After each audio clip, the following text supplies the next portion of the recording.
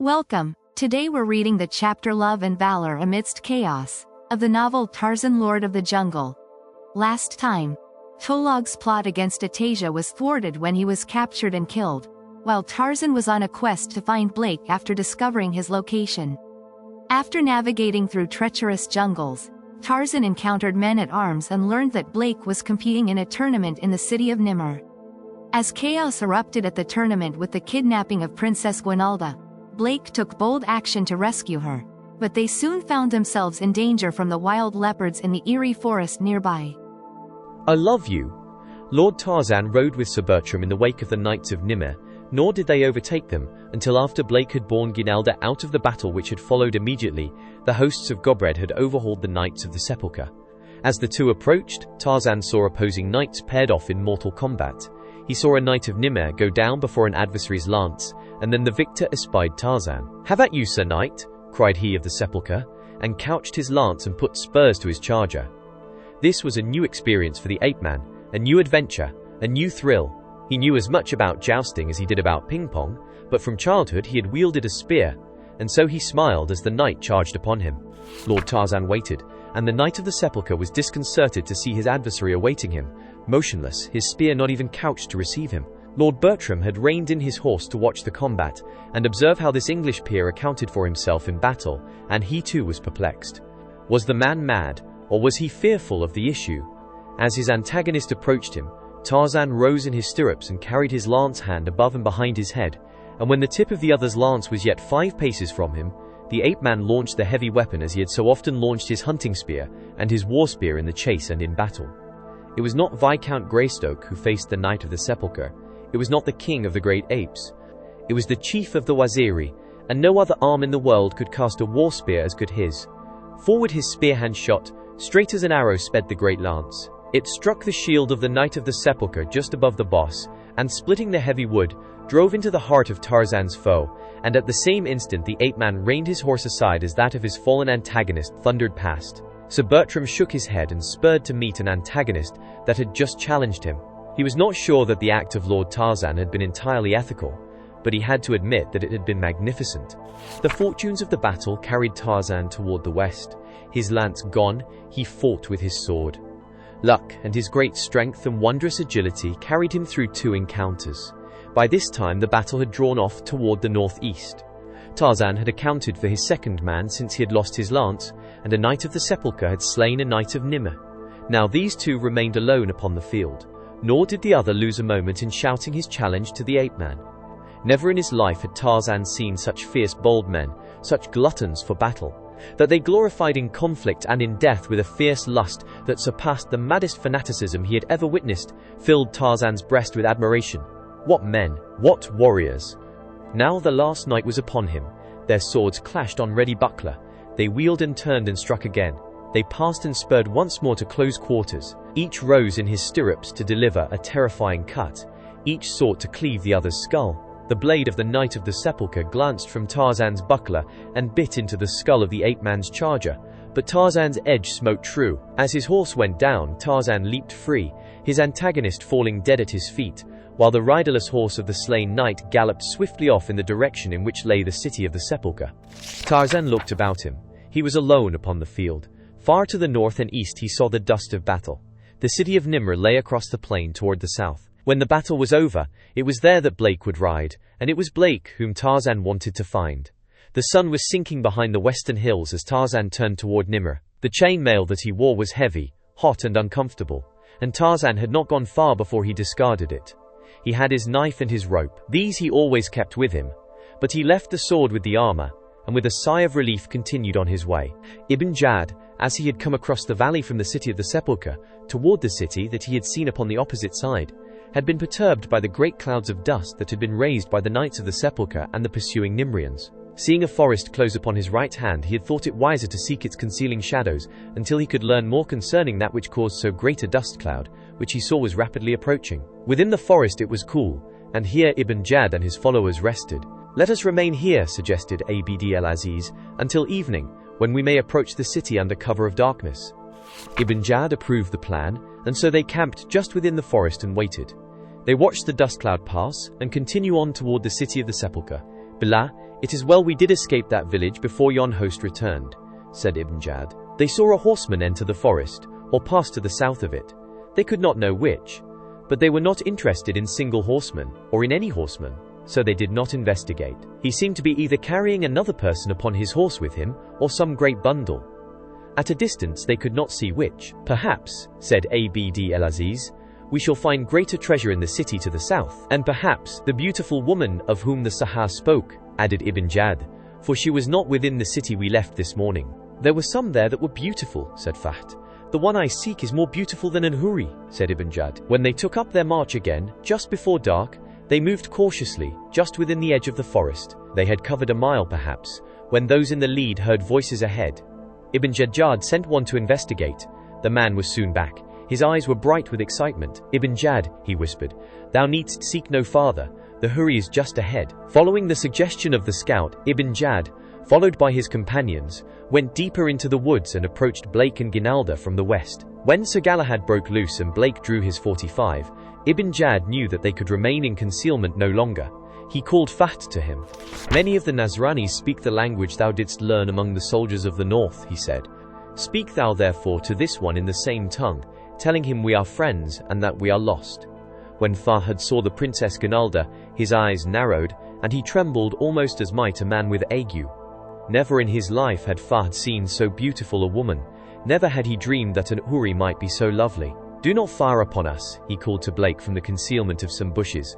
We are friends. We are lost. Who are you? Demanded Blake, surprised to hear French spoken in the Valley of the Sepulchre. We be poor men from the desert country, replied Fahd. We are lost. Help us to find our way, and the blessings of Allah shall be upon thee.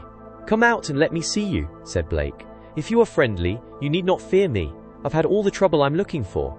Fahd and Ibn Jad stepped out into view, and at sight of them Ginalda voiced a little scream and seized Blake's arm. The Saracens, she gasped. I guess they're Saracens all right, said Blake, but you needn't worry, they won't hurt you. Not harm a crusader? She demanded incredulously. These fellows never heard of a crusader. Me likes not the way they look at me, whispered Ginalda. Well, neither do I, but perhaps they mean no harm. With many smiles, the Arabs gathered around the two, and through Fahd ibn Jad repeated his protestations of friendship, and his delight at meeting one who could direct him from the valley. He asked many questions about the city of Nimr, and all the while his followers pressed closer to Blake. Of a sudden the smiles vanished from their faces as, at a signal from their sheikh, 4 stalwart Bedouins leaped upon the American and bore him to the ground, snatching his gun from him, while simultaneously 2 others seized the Princess Ginalda. In a moment Blake was securely bound, and the Arab were debating what disposition to make of him. Several wanted to slit his throat, but Ibn Jad counselled against it since they were in a valley filled with the man's friends, and should the fortunes of war decide to throw some of the Bedouins into the hands of the enemy, such would fare better if they spared this one's life. Blake threatened, promised, begged that they give Ginalda her liberty, but Fahd only laughed at him and spit upon him. For a time it seemed almost certain that they were going to kill Blake, as one of the Bedouins stood over him with a keen khusa in his hand, awaiting the word from Ibn Jad. It was then that Ginalda tore free from those who held her, and threw herself upon Blake, to shield his body from the blade with her own.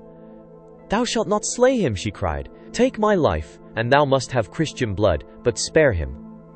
They cannot understand you, Ginalda, said Blake. Perhaps they will not kill me, but that does not matter. You must escape them. Oh, they must not kill thee. They shall not. Canst ever forgive me the cruel words I spoke? I did not mean them. My pride was hurt that thou shouldst say of me what Malud told me thou didst say, and so I spoke to hurt thee and not from my heart. Canst forgive me? Forgive you. God love you, I could forgive you murder. But what did Malud tell you I had said? Oh, mind not now. I care not what thou said. I tell thee I forgive it. Say to me again thy words, that thou didst speak when I pinned my favour upon thy hauberk, and I can forgive thee anything. What did Malud say? Insisted Blake. That thou hadst bragged that thou wouldst win me, and then cast my love aside, she whispered. The cur! You must know that he lied, Ginalda. Say what I have asked, and I shall know he lied, she insisted. I love you, Ginalda, cried Blake. The Arabs laid heavy hands upon the girl, and dragged her to her feet. Ibn Jad and the others still argued about the disposition to be made of Blake. By Ullah, exclaimed the sheikh at last, we shall leave the Nasrani where he lies, and if he die, none can say that the Bedou did slay him. Abd el-Aziz, he continued, Let thou take men, and continue across the valley to that other city. Come, I shall accompany you away, and we will talk out of hearing of this Nazrani who, perchance, understandeth more of our tongue than he would have us guess." As they moved away toward the south, Ginalda tried to free herself again from the grasp of her captors, but they dragged her with them, until the last Blake saw her struggling, and saw her dear face turned toward him. And as they passed out of sight among the trees, she called back through the falling night 3 words that meant more to him than all the languages of all the world combined. "I love you." At a distance from Blake, the Arab halted. "I leave thee here, Abd el-Aziz," said Ibn Jad. "Go thou and see if the city appears to be a rich place, and if it be too strongly guarded, make no attempt to loot it, but return to the menzil that will be just beyond the northern summit where it now is. Or, if we move it, we shall make our trail plain that you may follow us. I shall hasten from the valley with this rich treasure that we now have, not the least of which is the woman. Billah, in the north she will fetch the ransom of a dozen sheikh. Go, Abd el-Aziz, and may Allah be with thee." Ibn Jad turned directly north. His belief that the great body of horsemen he had glimpsed amid the distant dust were returning to the city he had sacked, argued against his attempting to leave the valley by the same route that he had entered it, and so he had determined to attempt to scale the steep mountains at a point west of the city of the Sepulchre, avoiding the castle and its defenders entirely. Blake heard the retreating footsteps of the Bedouins die away in the distance. He struggled with his bonds, but the camel leather held securely. Then he lay quiet. How silent, how lonely the great black wood. The wood of the leopards. Blake listened. Momentarily he expected to hear the fall of padded feet, the sound of a great furred body approaching through the underbrush. The slow minutes dragged. An hour had passed. The moon rose, a great, swollen red moon that floated silently up from behind distant mountains. This moon was looking down upon Ginalda as it was on him. He whispered a message to it, a message for his princess. It was the first time that Blake ever had been in love, and he almost forgot his bonds and the leopards in recalling those 3 words that Ginalda had called back at the instant of their separation. What was that? Blake strained his eyes into the darkness of the shadowy wood. Something was moving. Yes, it was the sound of stealthy padded feet, the scraping of a furred body against leaves and twigs. The leopard of the wood was coming. Hark, there must be another in a nearby tree, for he was sure that he could see a shadowy form almost above him. The moonlight, shining from the low moon near the eastern horizon, crept beneath the trees and lighted the ground upon which Blake lay and beyond him for a dozen yards and more. Presently into this moonlit space stepped a great leopard. Blake saw the blazing eyes, felt them burning into him like fire. He could not tear his own from the great snarling figure, where they were held in awful fascination. The carnivore crouched and crept closer. Inch by inch it crept upon him, as though with the studied cruelty of premeditated torture. He saw the sinuous tail lashing from side to side. He saw the great fangs bared. He saw the beast flatten against the ground, its muscles tensed. It was about to spring. Helpless, horrified, Blake could not take his eyes from the hideous, snarling face. He saw it leap suddenly with the lightness and agility of a house cat, and at the same instant he saw something flash through the air. The leopard stopped in mid-leap and was jerked backward, and then Blake's astonished eyes saw it being hauled upward into a tree that overhung the spot. He saw the shadowy form that he had seen before, but now he saw that it was a man, and that he was hauling the leopard upward by a rope that had been cast about its neck at the instant that it had risen to leap upon him. Screaming, pawing with raking talons, Sheeta the leopard was dragged upward. A mighty hand reached out and grasped the great cat by the scruff of the neck, and another hand drove a knife blade into the savage heart. When Sheeta ceased to struggle and hung quiet, the hand released its grasp and the dead body of the carnivore thudded to the ground beside Blake. Then the godlike figure of an almost naked white man dropped lightly to the leafy mold. Blake voiced an exclamation of surprised delight. "Tarzan of the apes!" he cried. "Blake?" demanded the ape man, and then, "At last! And I didn't find you much too soon either." "I'll tell the world you didn't," exclaimed Blake. Tarzan cut the bonds that held the American. "You've been looking for me?" asked Blake. "Ever since I learned that you had become separated from your safari. By George, that was white of you. Who left you trussed up here?" "A bunch of Arabs." Something like a growl escaped the lips of the ape-man. "That villainous old Ibn Jad here?" he demanded incredulously. "They took a girl who was with me," said Blake. "I do not need to ask you to help me rescue her, I know." "Which way did they go?" asked Tarzan. "There." Blake pointed toward the south. "When?" "About an hour ago." "You'd better shed that armor," advised Tarzan. "It makes walking a punishment. I just tried it." With the ape-man's help, Blake got out of his coat of mail, and then the two set out upon the plain trail of the Arabs. At the point where Ibn Jad had turned back toward the north, they were at a loss to know which of the two spoors to follow, for here the footprints of Ginalda, that the ape-man had been able to pick up from time to time since they left the spot where the girl had been seized, disappeared entirely. They wondered what had become of them. They could not know that here, when she found that Ibn Jad was going to turn back with her away from Nimr, she had refused to walk farther. It had been all right as long as they were approaching Nimr, but she refused absolutely to be a party to her own abduction when it led away from home. What breeze there was blowing from the east, nullifying the value of Tarzan's sense of smell so that even the great ape-man could not know in what direction or with which party Ginalda had been carried off. The most reasonable assumption, said Tarzan, is that your princess is with the party that has gone north, for I know that Ibn Jad's Menzel must lay in that direction. He did not enter the valley from the south. That I know because I just came in that way. Myself and Sir Bertram assured me that there are only two entrances, the one through which I came and a pass above the city of the sepulchre. Ibn Jad would want to get the girl out of the valley and into his camp as soon as possible, whether he is going to hold her for ransom or take her north to sell her. The party that went south toward Nimr may have been sent to treat with her people for a ransom, but the chances are that she is not with that party. However, it is at best but a matter of conjecture. We must ascertain definitely, and I suggest that you follow the northern spoor, which is, I am certain, the one that will lead to the girl, while I overtake the party to the south. I can travel faster than you, and if I am right and the girl is with the northern party, I'll turn back and overtake you without much loss of time. If you catch up with the other band and find the girl is not with them, you can turn back and join me, but if she is with them, you'd better not risk trying to recover her until you have help, for you are unarmed, and those Bedouins would think no more of cutting your throat than they would of drinking a cup of coffee. Now, goodbye and good luck.